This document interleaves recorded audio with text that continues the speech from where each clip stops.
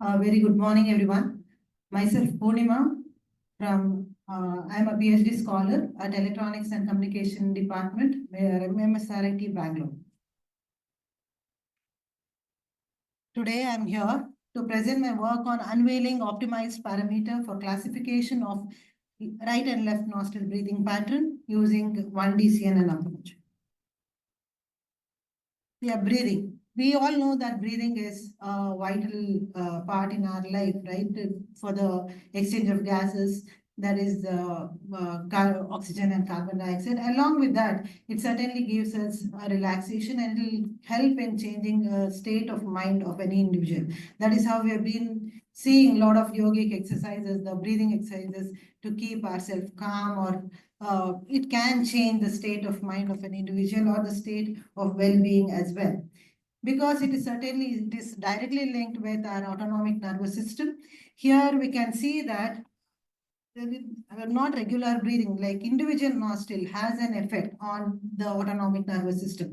As we can actually, we can see that left nostril is directly linked with parasympathetic activity of the nervous system, whereas the right nostril is linked with sympathetic activity. That is, a person with high sympathetic dominance can witness themselves with dominance in their breathing in their right nostril, and similarly a person with a higher parasympathetic dominance can see a higher breathing in their left nostril. Exactly.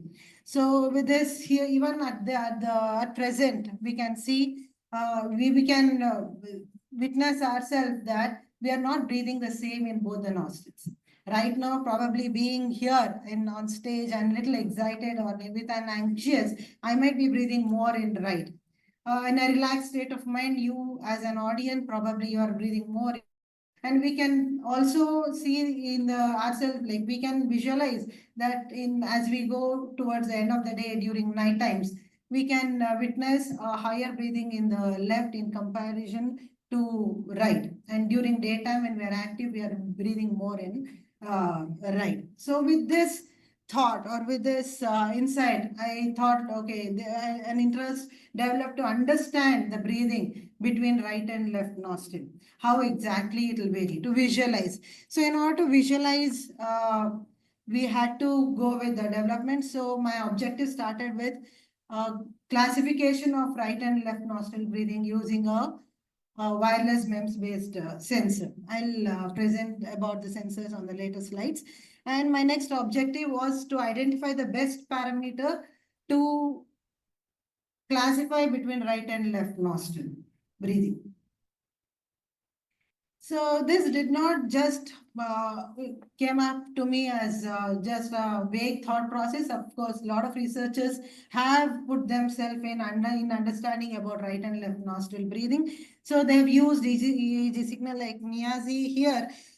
He has tried using EEG signal to characterize between right and left nostril breathing. They have identified the variation in the bands, that is delta, theta, alpha, beta bands between right and left nostril breathing. Similarly, another researcher has used a pressure sensor to check the variation in the breathing, and the PAL has checked on the heart rate variability between right and left nostril breathing, and also R.K. Subramanian. These are only few I have just highlighted here. There are many other researchers who have gone into understanding of breathing between right and left nostril, and everybody have identified that there is a higher heart rate variability in case of right nostril breathing over left nostril breathing. So what is the limitation I noticed in all this? Of course, they having the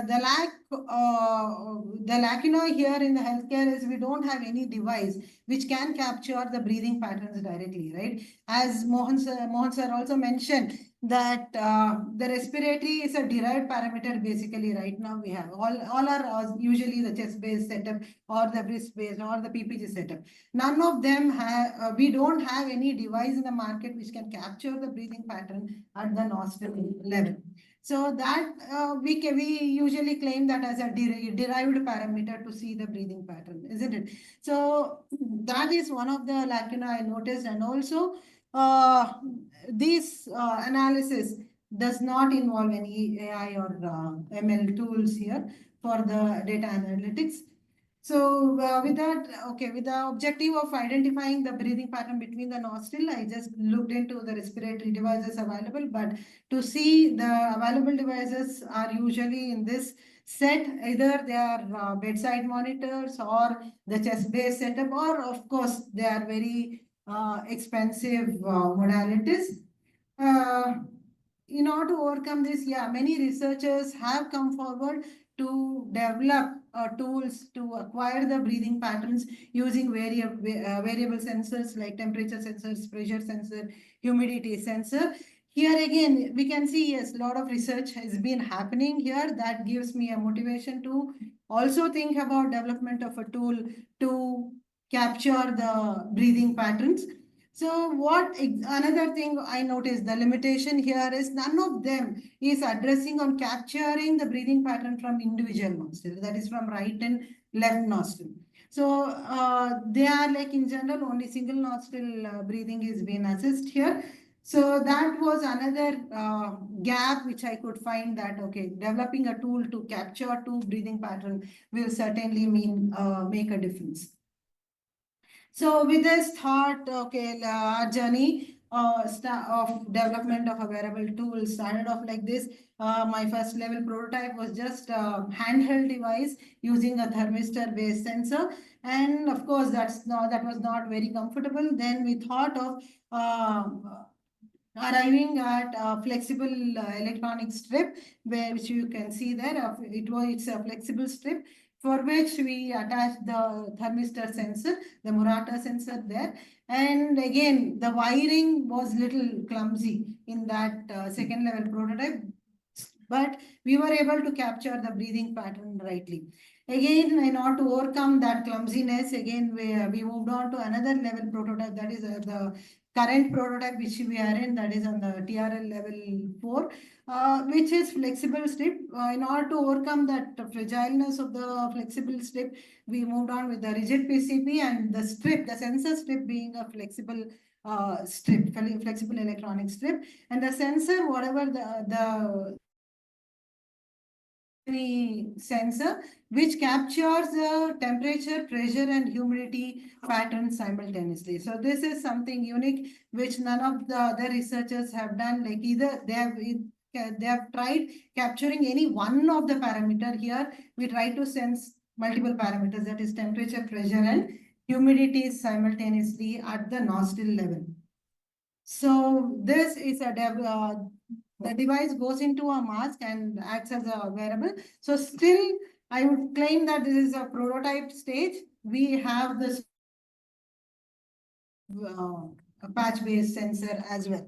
So having this wearable tool developed, my overall framework of the current or the proposed work here is capturing the temperature, pressure, and humidity patterns from the nostril, from right and left nostril. I subject the data to the pre-processing stage to for cleaning the data, and then the data is segmented and moved on to deep learning model, that is a 1D convolutional neural network, which is used to classify the signals classify the signal as right nostril or left nostril. Here, with this, I also, through the performance evaluation, I identified the best parameter among temperature, pressure, and humidity as the best suit for classifying between the right and left nostril breathing. So this was a setup which was used to capture the breathing pattern. So as I told, the device goes into the mask, where the mask can sit in a comfortable position, and the type of breathing that was assessed here was just a normal breathing. During normal breathing, only how exactly the difference between right and left nostril looked like was the major. Subject was healthy volunteers, and I could create a sample size of around 102. This shows the raw signals which are obtained using the wearable nasal mask. And as I mentioned, I capture all the three parameters, that is the temperature, pressure, and humidity variation. So here, top left corner is a temperature variation, then the pressure, and here down is a humidity signal. The two plots, what you can see there, signifies the temperature variations between two nostrils. Like here in the plot only we can identify that there is a difference in the patterns obtained between right and left nostril for all the three parameters that is being used. So the rock law, since it's bio signals, you know that it will be certainly attached with some noise, and we have to clean the data.